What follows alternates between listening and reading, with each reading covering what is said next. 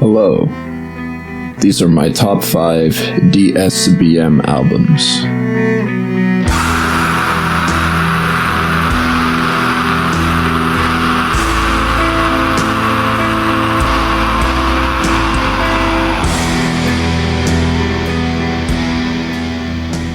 To kick off this list, we have probably one of the most long-lasting DSBM bands, Nocturnal Depression. As many of them have a short shelf life, Nocturnal Depression is still actively making DSBM music, and has been since 2004. If I were to give any first-time listener of DSBM a recommendation, it would absolutely be their compilation album, Deathcade, an album which comprises of very well-produced, pristinely recorded, single-length re-recordings of many of their most popular songs, many of which are broadly loved and adored by the DSBM community, such as Her Ghosts Haunt These Walls and Nostalgia. You will find numerous catchy refrains, great riffs, solid drumming, and pained, searing vocals, as well as all of the atmospherics and misanthropic, nihilistic lyrics about mental illness, depression, suicidality, you name it. Everything that characterizes DSBM with the accessibility of the average metal song. Do not pass up on it.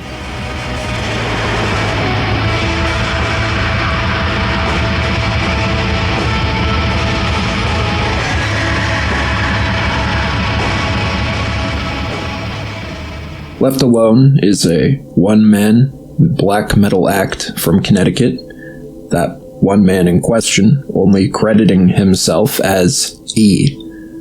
Left Alone was active from 2014 to 2019, though the bulk of their releases were within the years 2015 and 2016, featuring several demos and albums. Chief among this work, for me, is their album Empty Moment, which came out in 2016. On top of having the otherworldly, supernatural qualities of most DSBM music, Empty Moment has a triumphant gleam to many of the tracks that crescendo in a very unique way compared to the typically dark, cavernous, misanthropic structures of most DSBM. Such as on the second half of the song, She Loves You, where you have blast beats that burst out of the mix, and harmonious, melodious guitars that still retain that dark atmosphere that's characteristic of DSBM and most atmospheric black metal.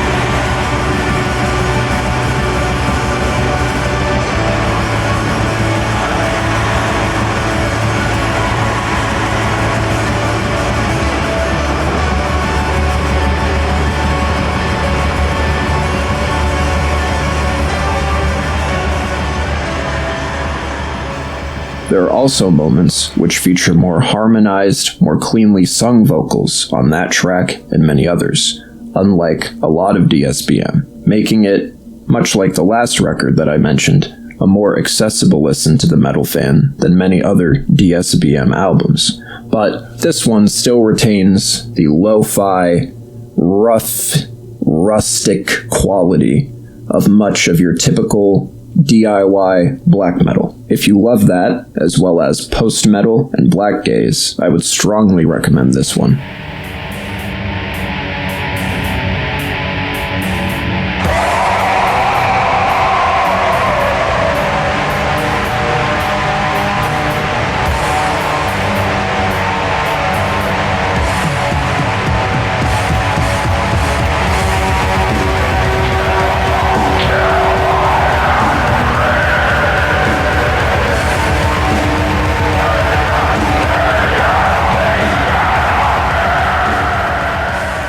Scott Connor, the primary creative mind behind the band Xasthur, is my favorite metal vocalist of all time.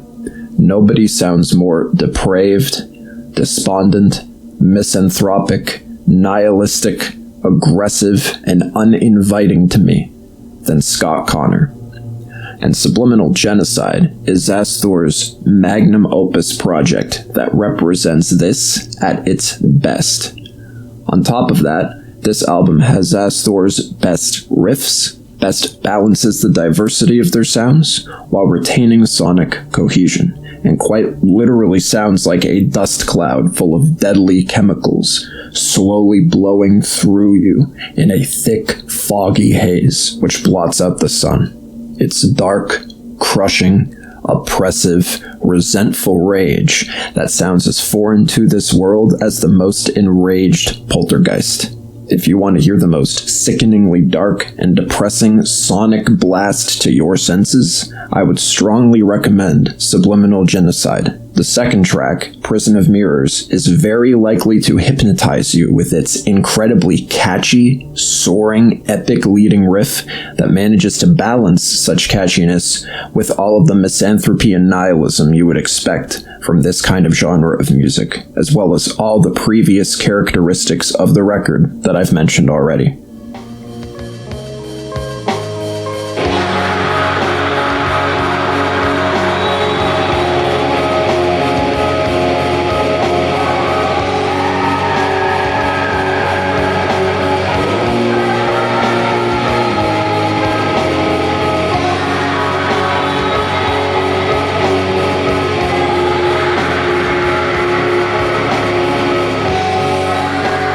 The debut album from the one-man black metal act Sadness is a hauntingly beautiful metal album.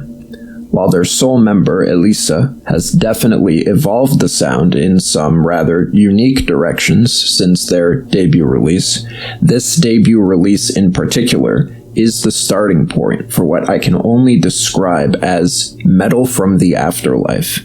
When I listen to this album, I feel like a loved one that once passed on is calling out to me, not in a way that's meant to intimidate or invoke fear into me, but in a dreary, melancholic cry for help, beckoning for me to speak to them and to provide them with some manner of comfort in their passing. The melodies throughout this album are very endearing, sweet, sincere, and, as one would expect, sad. This is not an aggressive album, it's a dreary album. You will feel far more sympathy than fright towards it. The vocals sound entirely inhuman, something not of this earth, wailing out from Lord knows where. There are even incredibly unique moments where they'll adopt a sense of harmony, such as on the most popular track of this album, Useless, where there's bursts of what sound like an army of forlorn spirits shrieking to you in a manner that is not meant to invoke fear or intimidation, but melancholic comfort.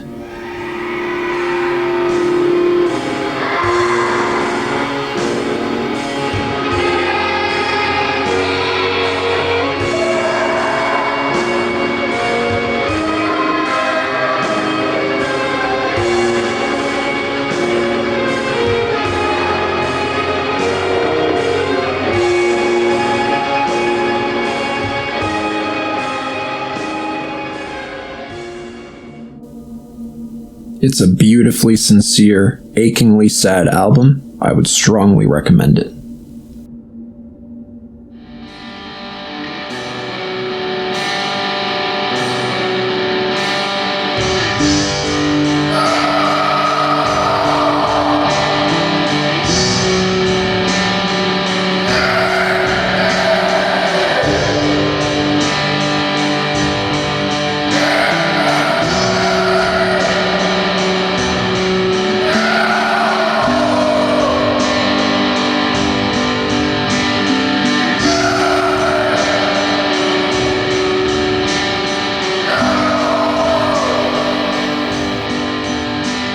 Through the Pain was a three-man German metal act which consisted of founder Balvecht on vocals and lead guitars, Wiederganger on bass, and R on drums, who were active from 2006 to 2012.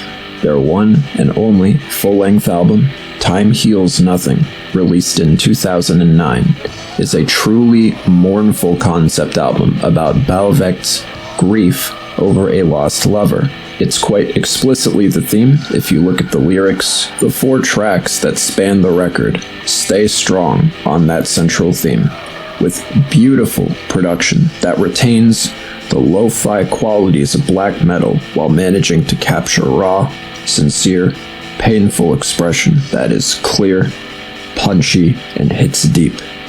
You can hear every guitar riff, every drum pattern, and every melodic, sweet bass note enter your gut and nail into your heart. There's no gimmicks or tricks to this one. No tsunami of reverb or additional distortion added post-production. It is completely raw, bare, exposed pain.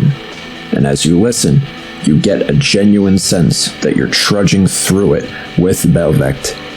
What I love the most about his performance on this album is it perfectly balances raw, emotional vulnerability while simultaneously retaining a sense of masculinity. His painful cries convey such vulnerability perfectly, but they're very well controlled cries of pain. They're not voidless screams and wailing that you hear on your typical DSBM track. His voice, while quite pained and quite mournful, is far more reserved, calm, and stoic when compared to many DSBM contemporaries, and his ability to strike that balance is a tour de force of positive masculinity to me, conveying such vulnerability when necessary to, while also displaying a sense of control so to not go completely off the rails. Throughout this album, you get the sense that he's trying to move on rather than wallow in his own depression forever. This is also reflected perfectly in the instrumentals, which sound very much as though you're trudging through hell and are ascending up after a fall, but are doing so painfully and uncomfortably, as any responsible human ought to, and often has to. For these reasons, and more, Time Heals Nothing is my favorite DSBM album of all time. Thank you for listening.